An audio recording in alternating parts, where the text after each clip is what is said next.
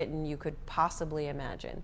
But if you think Biff is the one, then by all means, come in and meet him. Our next feline guest is Spring. And Spring is a beautiful brown tabby cat who also came to us as a stray. In her case, she was hanging around a property for some time, and so the people considered that she might, just go home. And one of the things that you never know about cats that are outside, especially if they're friendly, is you don't want to offer them food because that might make them stay around rather than go back to the home that they belong to.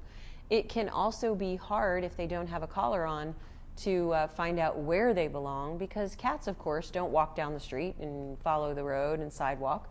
They cut through gulches and drainage areas and woods.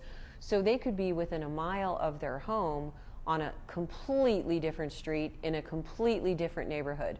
So you'll ask all of your neighbors, is this your cat? Do you know whose cat this is? And of course no one does. And yet the house that she belongs to is within eyesight, through trees, over a pond. So it can be very hard to figure out where cats who obviously have received care all winter, she's in great shape, where they belong. So a lot of times when people see a new cat in the neighborhood, they wait, hoping that she'll go home, the owner will put up posters, or someone will say something and they'll find out who she belongs to. Now, this time of year, the risk in that, which is why we're very grateful that these people brought her in, is that this is the time of year where cats are breeding and then they have litters of kittens. And then you get into a whole difficult problem. If you can't catch the kittens and you get the mom, then the kittens aren't getting their care of their mother.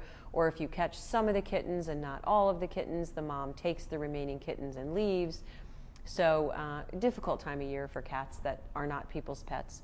So we definitely appreciate all that everyone does to feed and care for neighborhood cats, to alert us to them, to catch the friendly ones they can and bring them in hopes that we're going to find their owners.